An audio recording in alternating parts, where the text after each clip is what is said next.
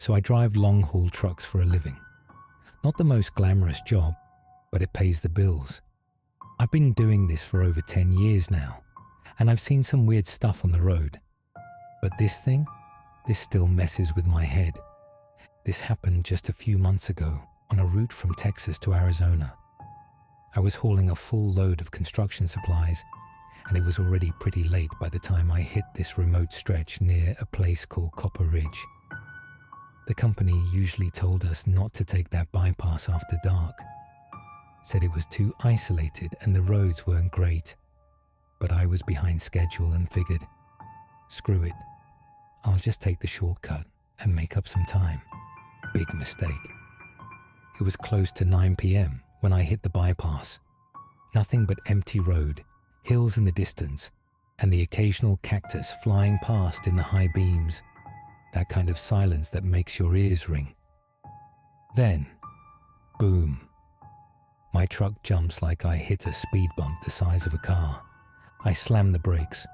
The cab jerks forward, and for a second, I swear I hear a crunch under the rear wheels. I thought I hit an animal or ran over something serious. So I get out with my flashlight and start checking underneath and around the rig. But there's nothing. No blood, no debris, not even a pothole. And yet, there were tire skid marks like I braked over something solid. I kept pacing back and forth, feeling this cold weight start to press in on me. You know when you just feel like you're not alone out there, like something standing just at the edge of the dark. Anyway, I climbed back in, tried to shrug it off, and kept driving. Maybe 10 miles down, I start smelling something off, like burning rubber or something worse.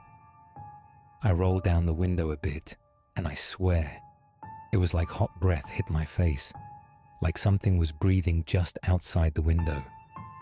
I pulled over, checked the wheels. One of the rear ones was literally smoking, and it shouldn't have been. I'd only driven a few minutes since the weird bump. I touched the metal and nearly burned my hand. It was glowing hot, like someone held a blowtorch to it. My co-driver was half asleep, but woke up and started freaking out too. We let the rig cool, popped the hood, tried to see if maybe a brake line or something was stuck, but there was no mechanical reason for this wheel to be overheating like that. Then, I saw it. From underneath the trailer, just past the rear axle, 2 green eyes, bright, glowing, staring at me from the dark. I froze. They didn't blink. They didn't move, just stared. I blinked, and they were gone. I told my partner. He thought I was overtired, maybe hallucinating, but I swear on everything. Those eyes were there. We waited, not saying much. I was too scared to check under the trailer again. But after about 20 minutes, we got back to work, tried loosening the brake, hoping it wasn't seized. That's when it happened again. Something grabbed the back of my shirt, hard, yanked me halfway under the trailer. I scrambled out, bleeding from where the pavement scraped my palms. No one was there, but my partner saw it. He swears he saw something duck back into the shadows behind the truck, long, low, and black, like a giant animal crawling on all fours, except it was way too fast. That was enough. We jumped back into the truck and floored it. Didn't stop until we hit a gas station 2 hours down the road. Later, we found out that stretch of bypass had a history. Drivers refusing to take it. Reports of phantom crashes. Even a story about a driver who vanished.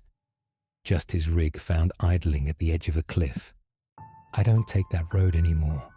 I've got another one I want to share.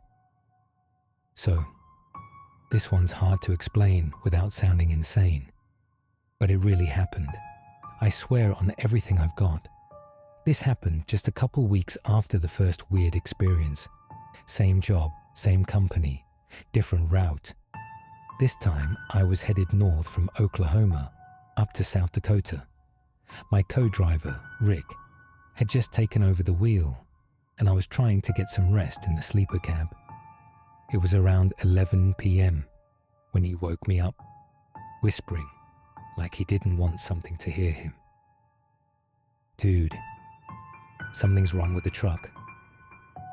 We were pulled over in this empty gravel lot behind a rundown diner in Nebraska.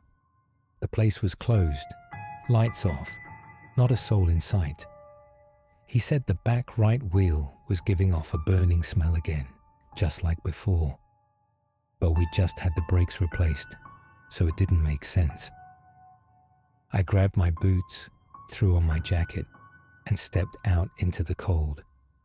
There was no wind, no bugs, no night sounds, just this heavy, unnatural silence, the kind that feels watched.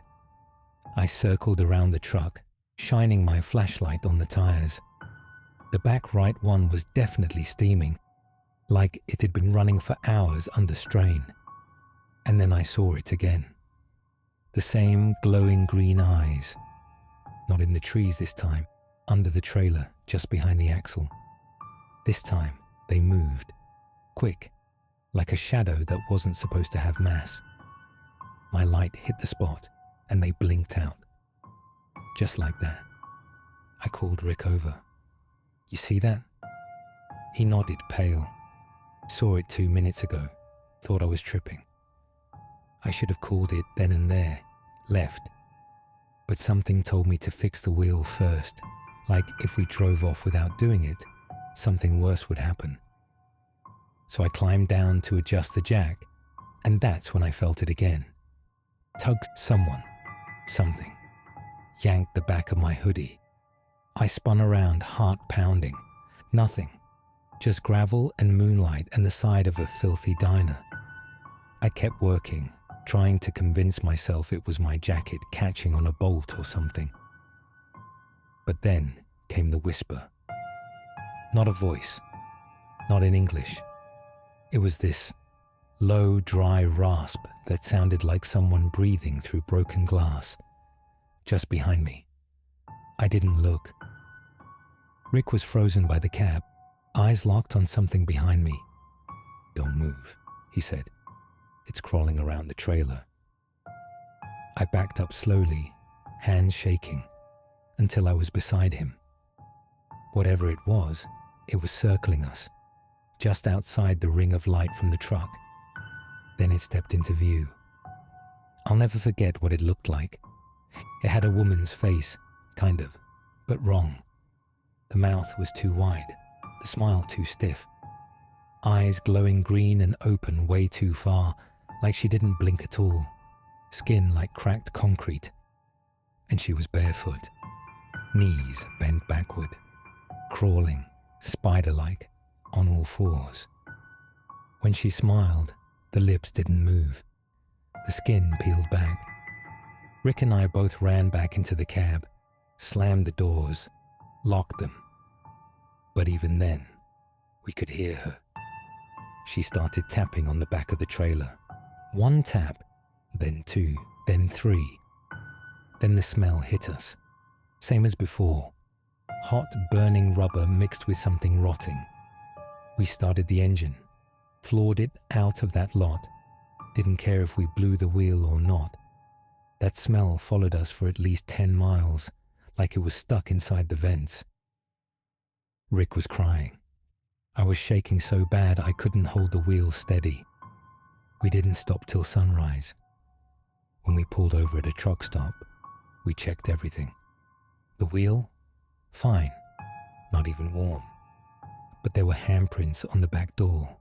Small ones, bare, ashy, too many to count. We never took that route again, and we definitely don't stop at any lot near old diners, especially ones that don't have any lights on.